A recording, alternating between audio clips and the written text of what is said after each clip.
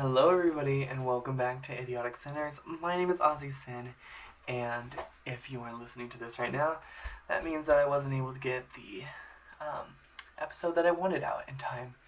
But have no fear, we're back at r/no sleep. Today we're reading a story by the user The Dork Pool. My cult accidentally summoned a demon. Now, let's get into it. For the last few years, I've been a cult leader. I know, it's not the most auspicious or honorable profession, but I had my reasons. I started the cult a couple years after I got out of college. I was a theater major, which basically meant I spent 4 years and hundreds of thousands of dollars on a useless piece of paper. I was working dead-end jobs and being crushed by student loans. I needed a way to make money quickly. I figured the best way to do it was to start a cult, scam some folks out of a few bucks. The initial pitch of my cult was this. There was a demon named Devivorn who would destroy the world and leave only the sinless behind. The way to be free of sin was for people to give me, the sin holder, all of their money. I would sacrifice myself for my followers by taking all their money and anything of value because those things were sinful. It sounds silly to you, sure. But if you, like me, are charismatic enough, you can make some folks believe it. Add in some silly acts where you writhe around and say the Demivorn is speaking through me, and, well, suddenly some rubes have fully bought into my phony religion. Hey, at least I got to put my theater degree to use. Within a few months, I'd gotten enough money from these rubes that I was able to pay off my student loans. Now, sure, I could have stopped there, but I got greedy. I liked getting money, and I liked the feeling of power. Being the leader of a cult does absolute wonders for your ego, let me tell you. I bought an apartment building for my cult to stay at, told my cult to find jobs, and had them give me their salary to pay for everything. Admittedly, only a bit of money went to the apartment upkeep and getting food and supplies. Most of it instead went to fund my addiction, to expensive watches, and my separate mansion home. You might say that that's scummy, but is this all that different from what landlords do? It's just capitalism. Besides, it's not like I was that scummy. I made sure my followers had food and shelter. When COVID came around, I made sure they got vaccinated. It's not like I'm one of those cult leader types who fucks his followers or leads them to suicide. I just want money. And really, is that so bad? Anyway, every year around the summer solstice, I perform a ritual for my followers. We all go out to some empty field, put down some rocks and crystals to make things appear more ritualistic. And then one of my followers reads some nonsense I wrote down in a summoning book. As the gibberish is read aloud, I start to writhe around and speak in tongues. Essentially, I'm making random noises and sometimes shout random words in different languages, ranging from Russian to Klingon.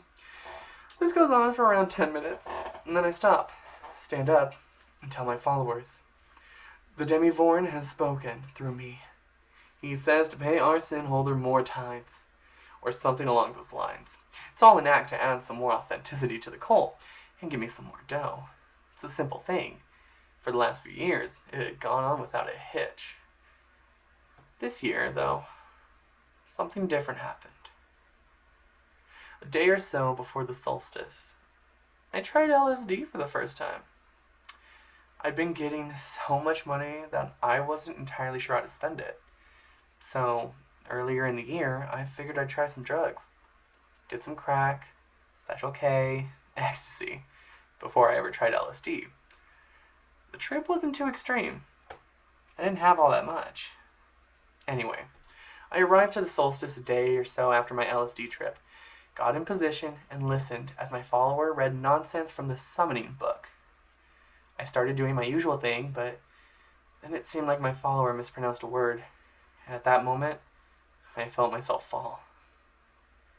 I fell down, and down, and down, until I hit a cold stone floor.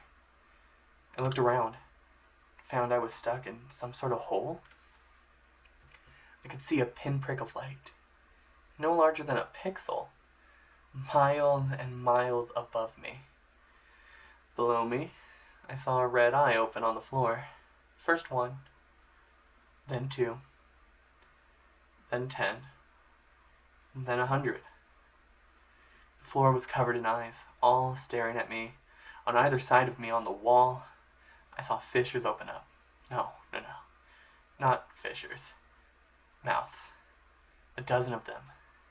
6 on each side, each filled with a maw of stony fangs. In front of me, another mouth opened, bigger than the others. The mouths spoke, one word at a time from each mouth, each with a different voice. Wake me from my slumber. What is it that you seek? The demi-void is hungry, and thy soul begins to reek. I stammered uselessly, unsure of what to say or do. The mouths, in response, laughed in unison. Lies are loosed from thou, spoken in my name. Thy sins are dark and many, done for wealth and fame. Now thy tongue is tied, thy mouth closed in fear. The demi-void shall speak for thou, for he talks without peer. The 12 mouths on my sides all let loose tongues that grabbed my limbs and encased my body. The mouth in front of me then spoke. The demi-void comes, speaking through thy breath. I watched in horror as the eyes on the floor moved, crawling onto me, embedding themselves into my flesh. I screamed, but I found my mouth was gone. Instead, I saw a new mouth open on my stomach and speak in the voice of the demi-void. Through thou, the demi-void lives, bringing plague, war, famine, and death. And with that, I woke up back on the field, surrounded by my followers. All of them were looking at me with a combination of concern and awe. I noticed distantly that I was covered in sweat. I stood up and awkwardly cleared my throat. I said, the demi-void has spoken through me. He says that the amount of tithes are fine and you're all doing well. Really, really well.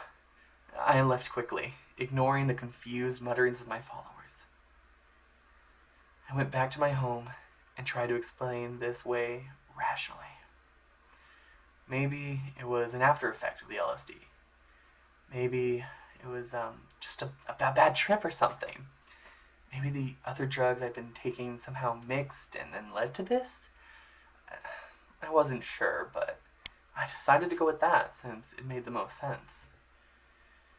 I went into my bathroom, splashed some water on my face, hoping to bring myself back to reality.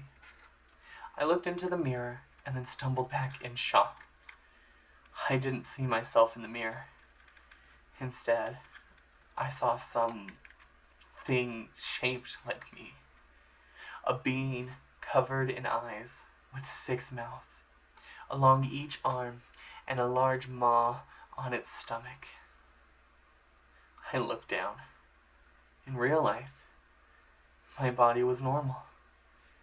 But in that mirror, it was that. It's just a trip. It's not real. It's just a trip. It's not real. I repeated to myself in the mirror. I saw the mouths laugh. Fake, thou says. What a fool thou art. The demi-void is no faker than thou, and much more real by far. I gulped. What do you want? A mouth to speak, a hand to hurt, a soul to call mine own. Thine works well, and with thy hand, this land will be mine home.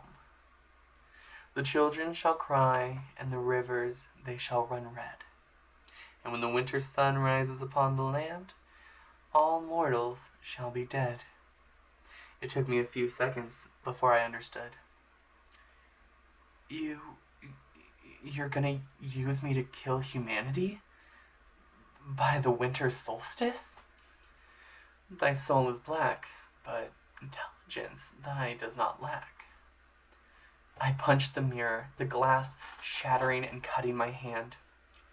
I fell to the floor in the fetal position, hearing the Demivorn's laughter in my ears. At some point, I must have passed out. I woke up a while later. I got up, looked in the broken mirror.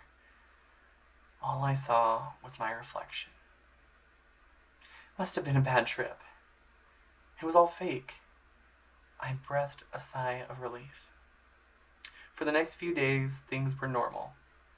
I made sure not to touch any more drugs, and just kept taking money from my followers. Strangely, I noticed that I seemed to have gaps of time where I couldn't remember what had happened. I figured it was because things were so banal that my brain just didn't commit them to memory, so I shrugged it off. Then, about a week after I saw the Demivorn, while preparing to address my followers, one of them found me and asked, "Sinholder, why did you speak in rhyme earlier?" That brought me short. "What did you say?" I asked. My follower, worried he'd angered me, and gulped. "Well, earlier, when you were addressing all of us, you spoke entirely in rhyme. Something I'd never heard you do before, and isn't in any of the texts. I was wondering why that was." "When was this?" My follower looked at me, confused. "Just a few minutes ago. Don't you remember?" I had no memory of addressing my followers. The last thing I remembered, I was going to address them. Out of the corner of my eye, I spotted my reflection in the window. No, not my reflection. His reflection. My follower must have noticed my reaction because he asked, "Sinholder, are you okay?" I cleared my throat. "Yeah. Yep, I'm fine. All I will say is that my actions are, beyond your comprehension. I have my reasons. Now be gone." The follower gave me a slightly quizzical look, but complied. As the weeks and months continued on, I noticed bigger blank spots in my memories. There were entire days I was not aware of. I think the Demivorn was using my body more often than I was. In my brief bits of awareness, I noticed a plan forming. I saw blueprints for government buildings, plans for explosives, and caches of weapons littered around my home. He really was using me to end the world. I tried contacting the FBI or CIA to warn them about this plan. Before I was able to finish a call or email, I'd black out and come to in front of a mirror. I'd see the Demivorn in place of my reflection. All 13 mouths smiling cruelly. I'm watching the clock tick down to the winter solstice, fully aware that I can't do anything to stop the Demivorn. The world will be purged of all life, and I know the Demivorn will sit upon the pile of ruined cinders that used to be the world and laugh. I can't stop him. I'm nothing more than a tool. His tool. The Demivorn is here, speaking through my breath. Through me, the Demivorn lives, bringing plague, war, famine, and death.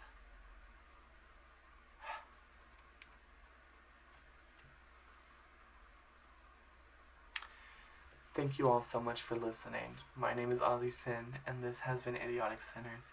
Please like, comment, subscribe if you're on YouTube, follow me on Spotify, and I hope you have a blessed morning, afternoon, evening, night, and I pray that, well, I see you during winter solstice. Have a good night, everybody.